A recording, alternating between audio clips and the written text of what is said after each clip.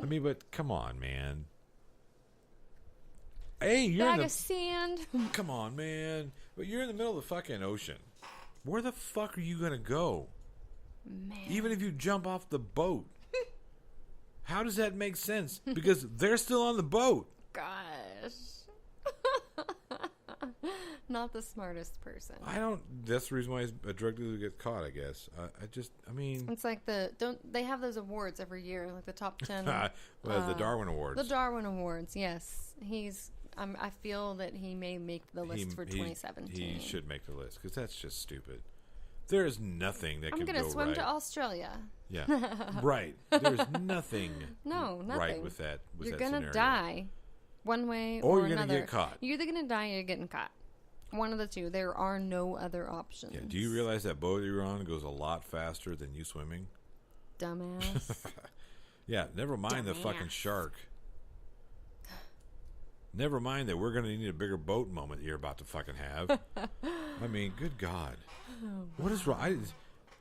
So, again, talking to my father today, and we're talking about stupid people. Yeah. And we're talking about the lady who locked her, the 911 call, the lady who locked herself inside of her own car. Oh, my God. And my father's like, I just can't believe stuff like that. I don't think. And then he proceeds to tell me about this fucking guy who robbed the place that he worked, well, a place he was fired from, the actual store that he was fired from. I think it was like a Taco Bell or something.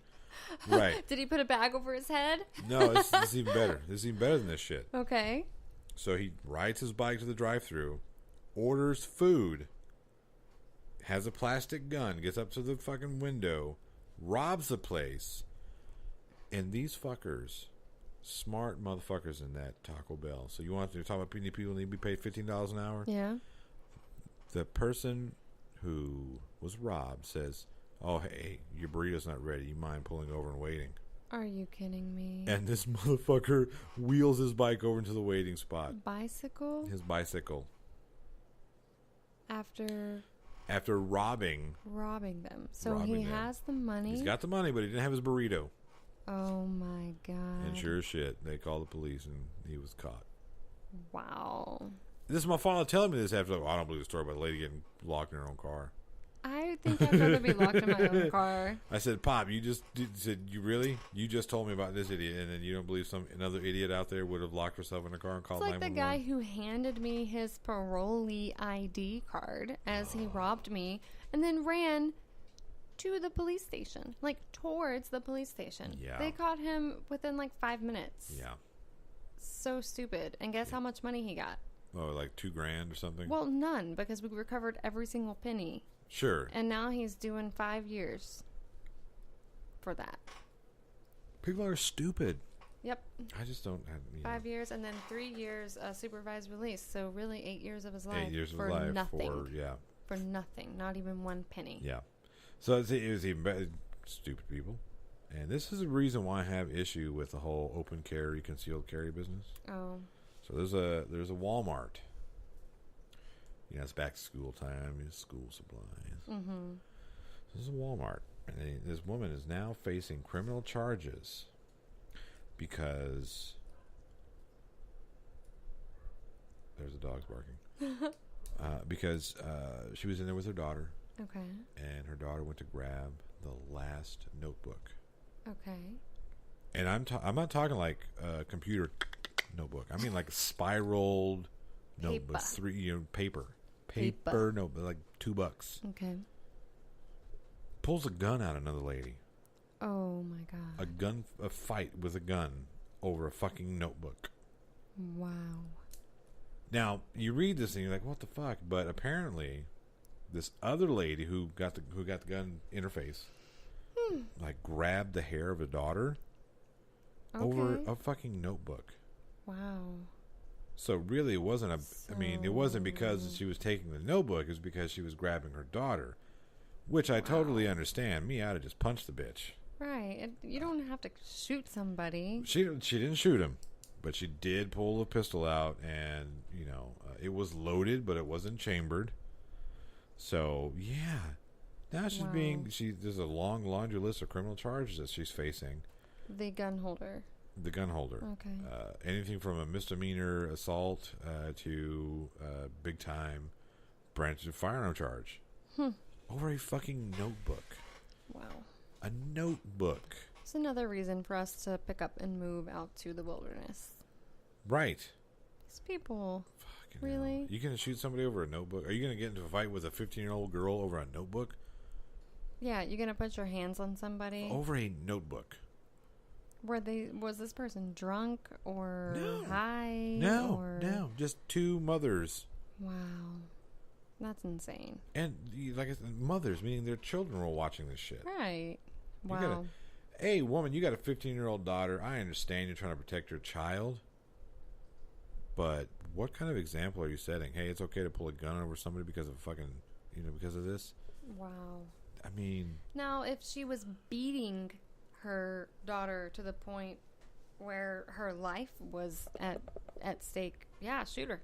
By all means. Go ahead. Because she's about to kill your child. Here's the thing. Yeah.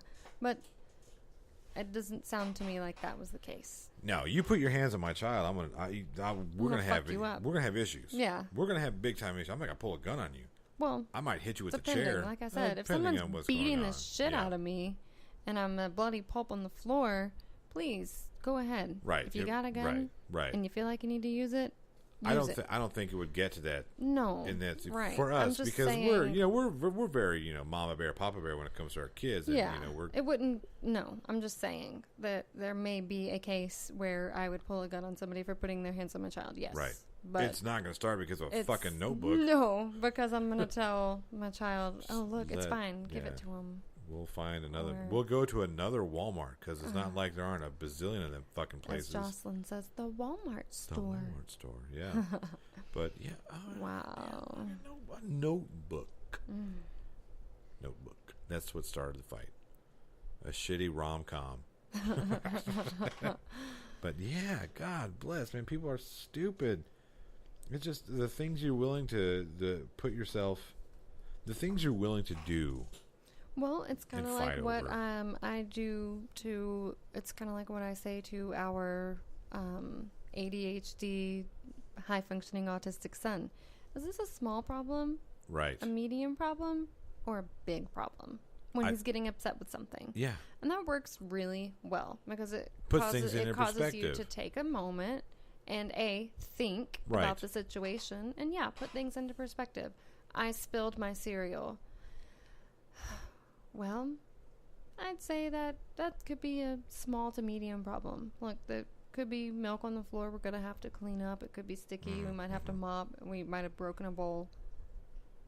We're going to be okay. Yeah, still in the grand scheme of things, small problem. Yeah.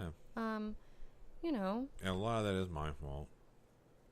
Well, I ran the car into the house. That's a big problem. We now have to eat dinner on the hood of the new RAV4. Yeah. That didn't really happen. No. You did back up into the house once. That was a long time ago. we almost speak.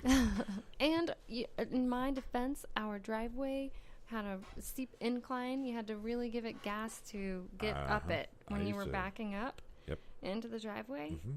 And the telephone in your hand had nothing to do with it. I had the garage repaired. You had some guy come pull the dent out. He banged it out with a hammer. There you go. You're good. You're good. Hey, it was cosmetic. It was already, the door was already fucked up to begin with, but that was funny. Yep. I did it to give you something to talk about. Yep. You're welcome. 5 years later. You're welcome.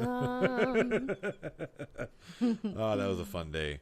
I'm sitting there and I'm watching it happen. I know it's going to happen too. You did not. You said you heard it. Well, okay, so I'm in the kitchen.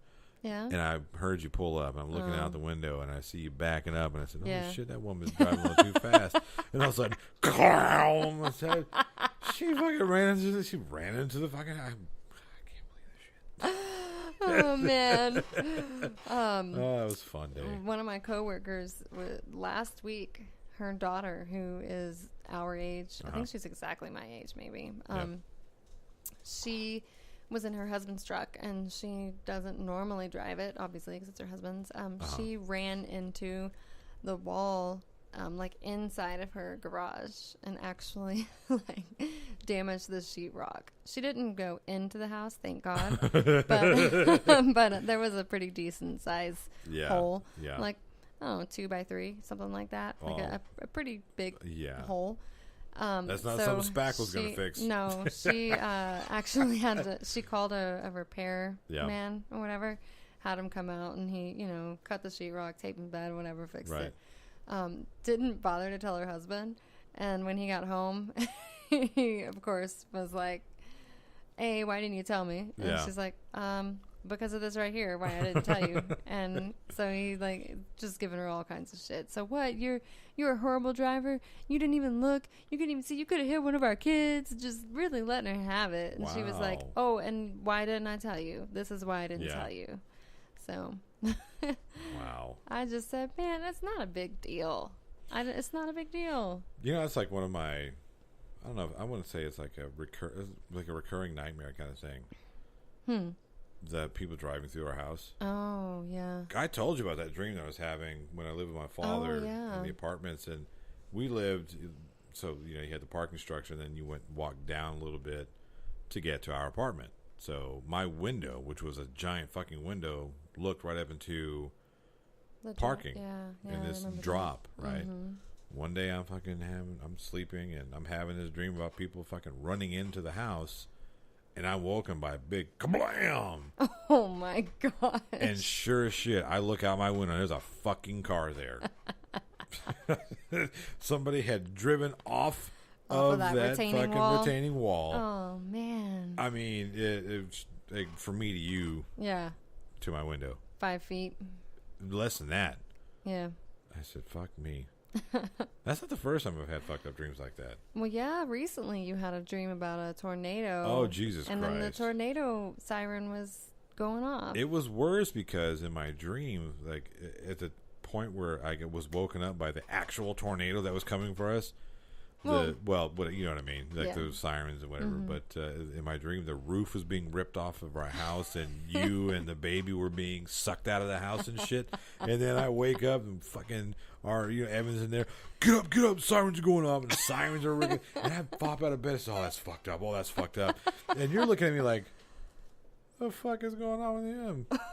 You're still wiping the cobwebs. Like, I didn't even think you woke up until like 3 minutes into the hallway. I basically just went back to sleep in the hallway. In the hallway, yeah. I'm but like, you were kind of mad at me. Like, why was that fucked up? What is like, the matter? Calm down. You and Evan, get in the hallway. Shabba, wake up. It's time to go.